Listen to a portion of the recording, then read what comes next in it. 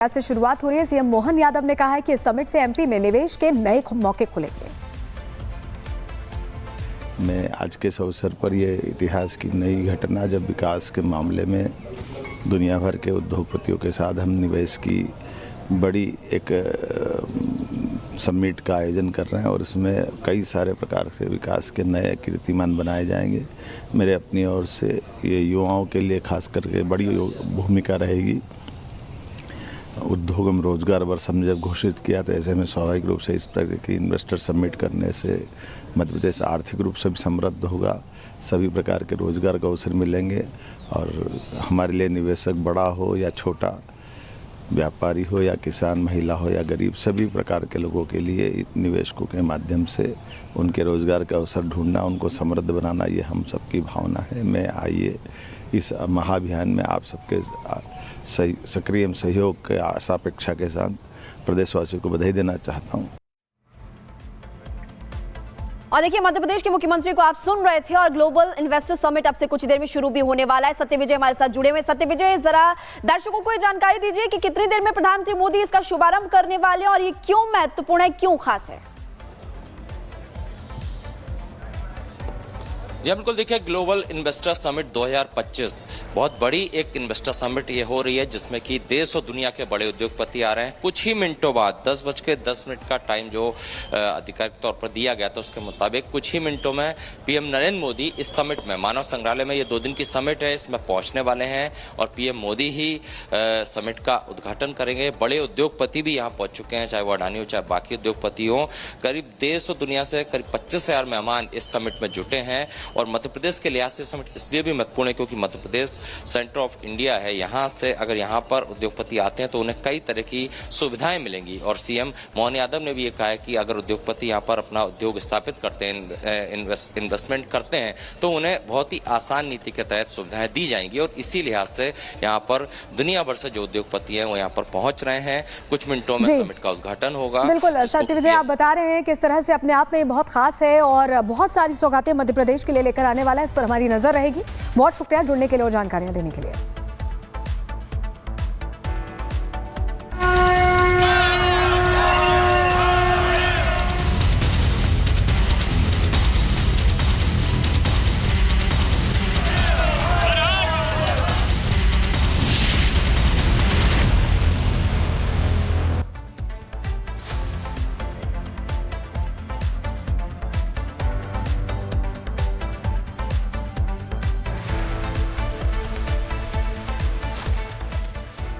महाशिवरात्रि से पहले देखिए, प्रयागराज हर तरफ रौनक यहां दिखाई दे रही है क्योंकि 62 करोड़ का आंकड़ा पहुंच चुका है और अब ऐसे में माना जा रहा है कि महाशिवरात्रि के महास्नान पर भी यहां सनातनियों का ज्वार फूटने वाला है। आसपास के बड़े धार्मिक स्थलों पर भी बताया जा रहा है कि श्रद्धालुओं की भारी भीड़ उमड़ रही है। महाकुंभ के समापन में अब बस 2 दिन बाकी है। 26 फरवरी को महाशिवरात्रि पर महाकुंभ का आखिरी स्नान है और 13 फरवरी से अब तक 62 करोड़ से ज्यादा श्रद्धालु महाकुंभ में आस्था की डुबकी लगा चुके हैं। महाकुंभ जैसा हाल अयोध्या और वाराणसी में भी देखा जा रहा है। हर दिन लाखों की संख्या में श्रद्धालुओं की भारी भीड़ यहां उमड़ रही है। तस्वीर आप देख रहे हैं, लगातार श्रद्धालु पहुंच रहे हैं स्नान ध्यान करने और अब क्योंकि सिर्फ 2 दिन का वक्त बचा है, ऐसे में लोग इस मौके को गंवाना नहीं चाहते।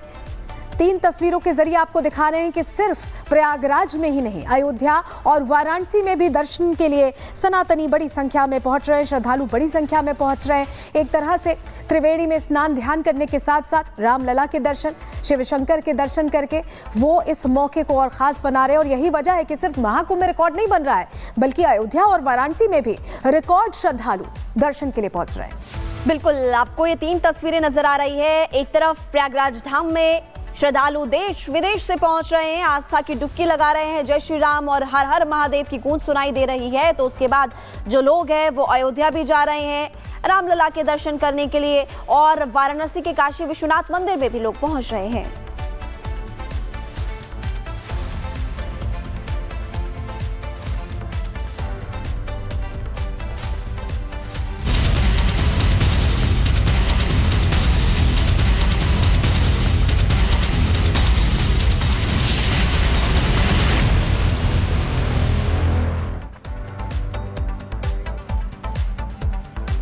और दिल्ली विधानसभा का सत्र आज से शुरू हो रहा है और कुछ ही देर में तस्वीरें सामने आएंगी जहां आपको बताएं कि पहले शपथ ग्रहण होगा और अलग अलग मुद्दे यहां पर चर्चा का विषय बनने वाले। सबसे ज्यादा ध्यान सीएजी की रिपोर्ट को लेकर है और कल सीएजी की रिपोर्ट पेश होनी है, लेकिन अभी आपको ये तस्वीरें दिखा रहे हैं जहां आज शपथ होगी विधायकों की, नवनिर्वाचित विधायकों की। और ये तस्वीर आप उपराज्यपाल की देख रहे हैं बैठक करते हुए। आज से दिल्ली विधानसभा का पहला सत्र शुरू हो रहा है, 24 से लेकर 27 फरवरी तक रहने वाला है। नवनिर्वाचित विधायकों को शपथ दिला दी गई है, ये जानकारी मिल रही है और उपराज्यपाल ने शपथ दिलवाई है। ये तस्वीर आप देख रहे हैं। तो इसी के साथ शुरुआत हो रही है आज सत्र की। शपथ ग्रहण की तस्वीरें आपको दिखा रहे हैं, उपराज्यपाल शपथ दिलवा रहे हैं। बिल्कुल, नई सरकार का गठन हो गया, बीजेपी की सरकार बन गई, मुख्यमंत्री का ऐलान हो गया, मंत्रियों ने शपथ ले ली, लेकिन विधायकों की अब की बात बारी है और विधानसभा सत्र का आज पहला दिन और सत्र की शुरुआत प्रोटेम स्पीकर को शपथ दिलाई गई। और ये भी आपको बता रहे हैं कि विधायकों को भी, नवनिर्वाचित विधायकों को भी सलोनी शपथ दिला दी गई। बिल्कुल, प्रोटेम स्पीकर का जिक्र आप कर रही हैं। अरविंदर सिंह लवली को प्रोटेम स्पीकर बनाया गया है। महिमा, तस्वीर हम दिखा रहे हैं दर्शकों को। आज शपथ हो रही है और कल रिपोर्ट पेश होने वाली है और ऐसा लग रहा है कि दिल्ली सरकार पूरे समय एक्शन प्लान के साथ यहाँ पर इस सत्र में शुरुआत करने वाली है, क्योंकि जो वादे किए थे उन्हें पूरा करना। और तस्वीरें आपको दिखा रहे हैं, उपराज्यपाल वीके सक्सेना शपथ दिलवा रहे हैं अरविंदर सिंह लवली को प्रोटेम स्पीकर के तौर पर। और इसके बाद प्रोटेम स्पीकर जो पूरी वो होती है, एक तरह से सीरीज होती है, प्रोटेम स्पीकर ही चुनाव करते हैं स्पीकर का। तो उसके बाद सदन के अंदर स्पीकर का चुनाव होगा। और ये देखिए, बधाई देते हुए अरविंदर सिंह लवली को एलजी वीके सक्सेना। तो अब से कुछ ही देर में आप वो तस्वीर भी देखेंगे। प्रोटेम स्पीकर बना दिए गए हैं अरविंदर सिंह लवली और स्पीकर का चुनाव होगा, शपथ ग्रहण होगा तमाम जो नवनिर्वाचित विधायक हैं।